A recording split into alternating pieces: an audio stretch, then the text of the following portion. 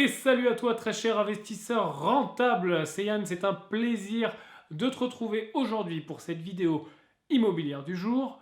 Aujourd'hui je vais te parler de comment passer enfin à l'action, comment enfin mettre le pied à l'étrier pour commencer ce projet immobilier qui te tient à cœur. Que tu veux faire si tu es débutant, comment passer à l'action et comment enfin commencer.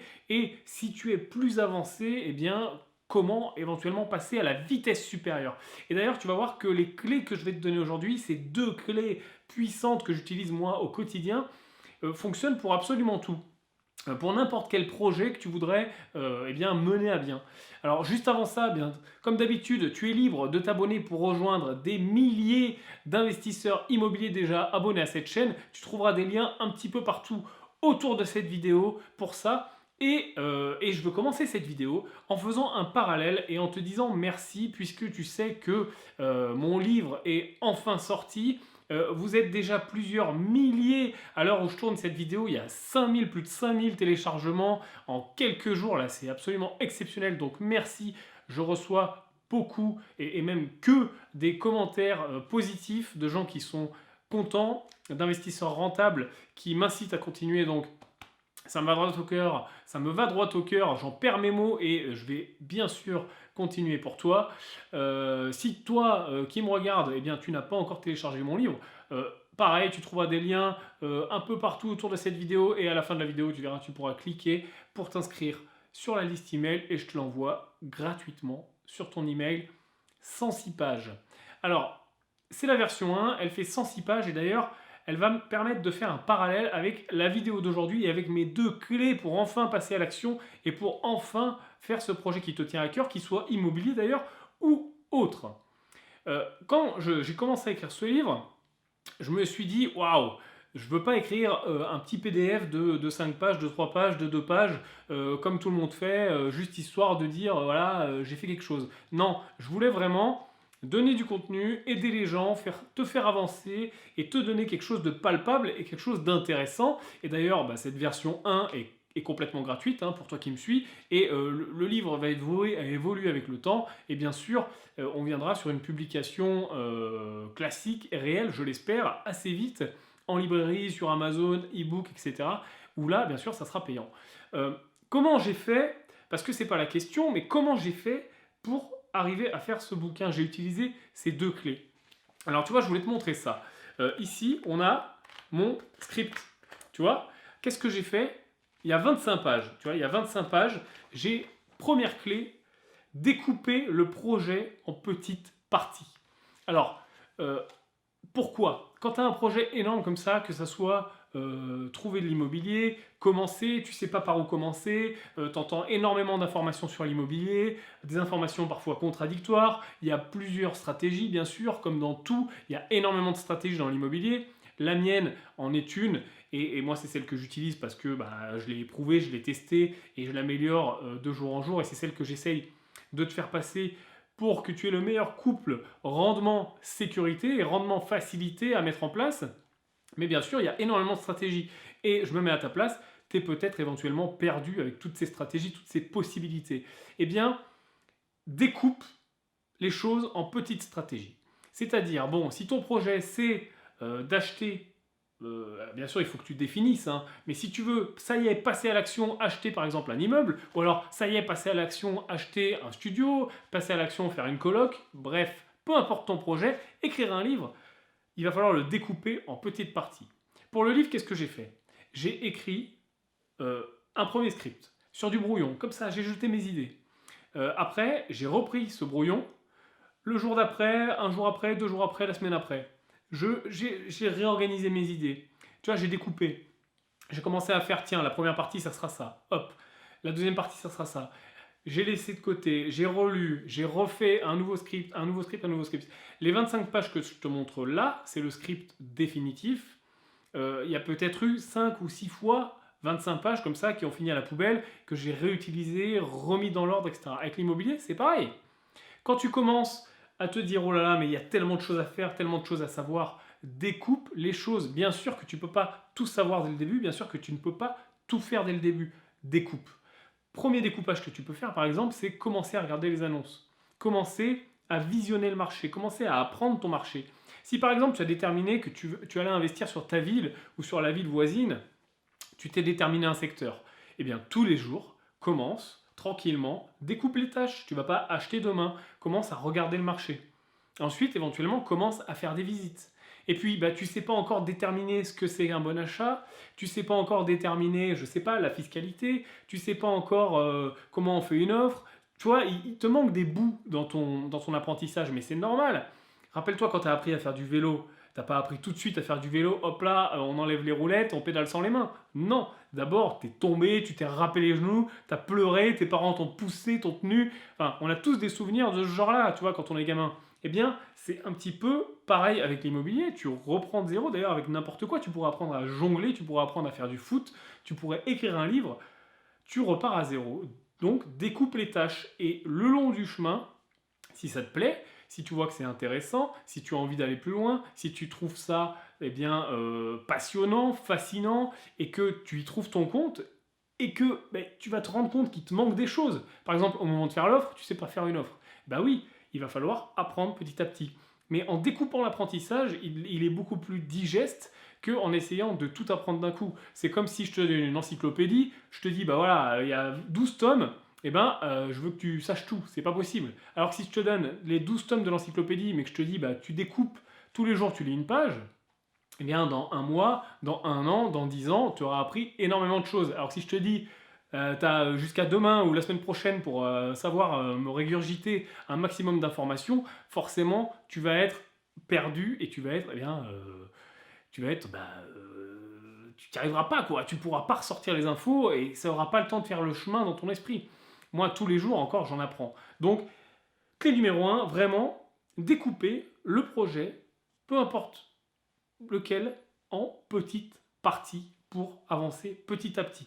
Et ça rejoint la clé numéro 2, tu vas voir, et on peut faire encore une fois le parallèle avec l'immobilier et avec n'importe quelle activité qui demande de s'y mettre pendant longtemps et de s'intéresser à quelque chose pendant longtemps.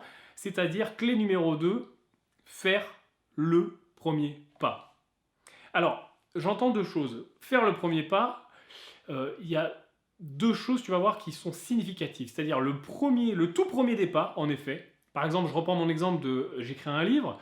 Le premier pas, en effet, c'est de m'asseoir à mon bureau et commencer à écrire. Prendre une feuille blanche et l'angoisse de la feuille blanche, tu vois, commencer à me dire, ok, j'ai rien, c'est le premier jour, jour 1, heure 1, j'ai rien. Il faut que je commence. Ce premier petit pas, il y a une bonne et une mauvaise nouvelle.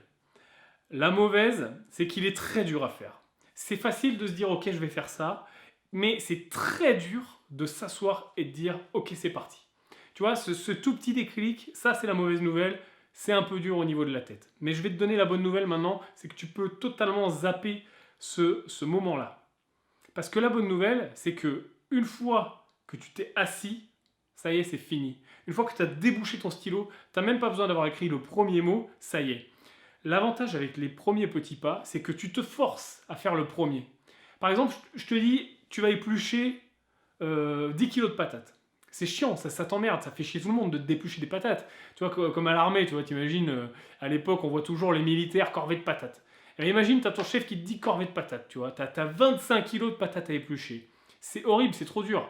Mais te dire, j'ai 25 kilos de patates à éplucher et y aller, c'est compliqué. Mais une fois que tu es devant tes patates, que tu as ton couteau dans la main, que tu as mis le premier coup sur la première patate, ça y est, tu es dans l'action. Et quand tu es dans l'action, il se passe un truc magique dans le cerveau, c'est que lui, il va vagabonder ailleurs, trouver des solutions, penser à autre chose ou penser à ce que tu fais, mais du coup, ton attention va se détourner de la difficulté.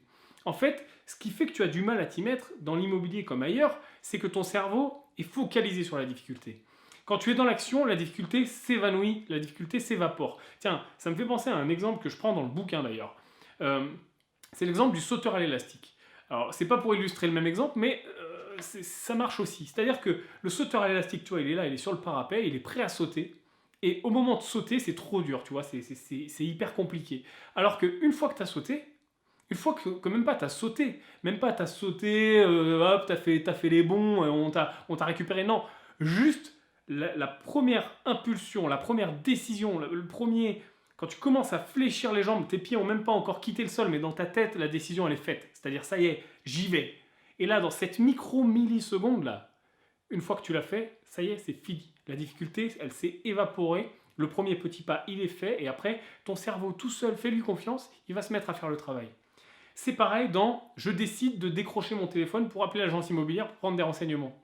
Ça va être dur jusqu'à ce que tu entendes la sonnerie. Après, boum, le mec il va décrocher, la discussion elle va dérouler et tu vas apprendre des choses. Les visites, ça va être pareil. Ça va être dur jusqu'à ce que tu rentres dans le logement, que tu commences à regarder, etc. Les calculs de rentabilité, ça va être dur au début, jusqu'à ce que tu t'y mettes. Et puis bah, tu vas buter, en effet, il y a des choses que tu vas pas comprendre, tu vas chercher sur Internet, tu vas regarder des vidéos, tu vas peut-être faire une formation, tu vas peut-être lire un livre, t'instruire, et ton cerveau va se défocaliser, je sais même pas si ça se dit, tu vois, ton attention va s'enlever de la difficulté pour passer sur le processus. En fait, on voit toujours l'événement de la difficulté, de s'y mettre, mais en fait, on occulte ensuite le processus. Une fois que ton cerveau est à fond sur le processus, eh ben, t'as gagné, ça y est, t'es dans l'action. Alors, je reprends mon exemple du bouquin. Donc, au début, c'était dur de me mettre devant la feuille. Je me suis assis, c'était fini. Et après, ce qu'il y a de dur avec ce genre de projet, que ça soit un livre, que ça soit la rénovation d'un immeuble, que ça soit de meubler un immeuble, que ça soit de mettre en location, ce qui est dur, c'est aussi la répétition tous les jours. C'est-à-dire, par exemple, allez, je te prends un autre exemple, tu rénoves une maison. C'est toi, tu fais les travaux toi-même. C'est déjà dur de prendre la décision d'acheter. Mais ensuite, tu as la deuxième difficulté qui est de tous les jours aller sur ton chantier pour rénover, faire tes travaux et tous les jours te lever et y aller, et y aller, et y aller. Eh bien, tous les jours, tu as cette difficulté du premier pas, qui est nouvelle. Alors, elle est peut-être moins forte que la toute première, mais elle existe encore. Eh bien, encore une fois, le tips, c'est de le faire, pas réfléchir. C'est comme quand tu commences une séance de sport, regarde. Je ne sais pas si tu es sportif, quand tu vas au sport, moi je sais que je fais pas mal de sport, souvent, des fois, parfois, et même régulièrement en ce moment, parce que je travaille beaucoup, j'ai la flemme d'aller au sport, tu vois, ou quand tu vois, ça me fait du mal, ça m'emmerde, j'ai pas envie d'y aller, quoi. Sauf que, une fois que j'y suis, j'ai toujours pas envie de commencer et je commence, tu vois, tu fais la première pompe, tu fais le premier, tu vois, si tu joues au basket, tu rentres sur le terrain, tu fais le premier dribble et ça y est, tu vois, ton envie, elle augmente et ta difficulté, elle s'évapore. Tu fais la première pompe, ça y est, t'es dans la séance et puis bon, bah ça y est, t'as oublié le fait que t'avais pas envie d'y aller et que ça te faisait du mal. T'épluches ta première patate, t'as oublié que c'est chiant d'éplucher les patates parce que ton esprit va divaguer. Tu commences tes travaux, pareil, tu commences à écrire ton bouquin, pareil, n'importe quel événement dans le genre, c'est ce premier mini pas. Donc si tu découpes tes projets en plusieurs, et si tu te forces à faire le premier pas, ne serait-ce que t'asseoir à ton bureau et dire « Ok, maintenant je débouche le stylo, j'y vais », ou « Ok, maintenant j'appelle une agence et j'y vais », ou « Ok, maintenant je fais des calculs de rentabilité », ou « Ok, à partir d'aujourd'hui, tous les jours, tous les matins, je vais m'asseoir, ouvrir le bon coin, et même si je ne sais pas ce qui va se passer, dès que j'aurai ouvert le bon coin, tu vas voir qu'il va se passer des choses sur ton écran et que tu vas apprendre. Ou alors, tous les soirs, hop, je m'assois avec un livre. Ah, j'ai pas envie de lire, ça me fait chier, ça me saoule de lire. Il y a des gens qui aiment pas lire, tu vois. Moi j'adore lire, je lis beaucoup, et d'ailleurs, si j'adorais pas lire, je pourrais pas écrire. Mais il y a des gens que ça emmerde de lire. Eh ben, si ça t'emmerde de lire, tu ouvres un livre. Tu vas voir que le plus dur, ça va être d'ouvrir le livre. Une fois que tu auras lu une phrase, c'est fini, les pages elles vont se tourner toutes seules. Alors, bien sûr, il faut que tu prennes un truc intéressant, hein. Mais tu vas voir, c'est vraiment hyper puissant. Découper les choses et faire le premier mini pas, même si c'est que un tout petit pas. D'accord? Imagine un sauteur, tu sais, le triple saut là, aux Jeux Olympiques, là, les mecs qui sautent là 3 fois, là, hyper loin. Eh ben, tu peux aller aussi loin que le mec qui fait le triple saut. Tu vois, les mecs qui font, je sais pas, 12 mètres ou 18 mètres, là, c'est un truc de fou, là, ils font 3 bonds. Tu peux aller aussi loin que le mec qui fait le triple saut en marchant à côté. Tu vas mettre peut-être un peu plus de temps, et alors, c'est pas grave, c'est pas une course. Là, moi je te parle d'immobilier, l'immobilier c'est clairement un marathon et pas un sprint. Qu'est-ce que ça fait? J'y vais tranquille, je fais des petits pas, le mec il saute, il fait son triple saut, ok, je vais aller aussi loin que lui, je vais même peut-être aller plus loin que lui, parce qu'à la fin je vais pas me casser la gueule dans le sable, ou alors je serai pas fatigué, et donc du coup je vais pouvoir avancer plus vite. c'est en forgeant qu'on devient forgeron, hein, tu vois. C'est pas au hasard, du jour au lendemain, tac, tu te lèves, t'es forgeron. Bah, c'est un petit peu la chose, c'est un petit peu le même esprit.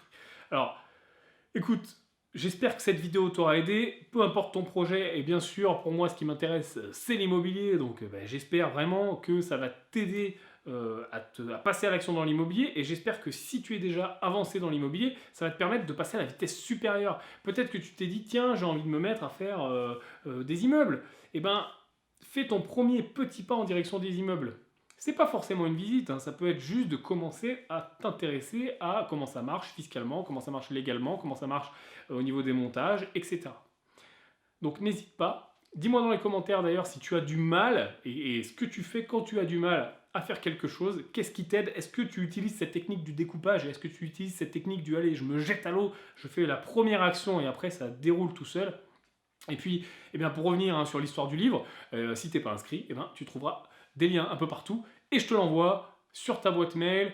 Bah, écoute, je vais te souhaiter une bonne journée. On va se revoir une bonne journée et une bonne soirée suivant à l'heure où tu regardes cette vidéo. Je ne suis pas chez toi, je ne sais pas ce qui se passe. Et puis, je vais te dire à très bientôt dans le club des investisseurs rentables. Écoute, c'est Yann, on parle d'immobilier et à plus.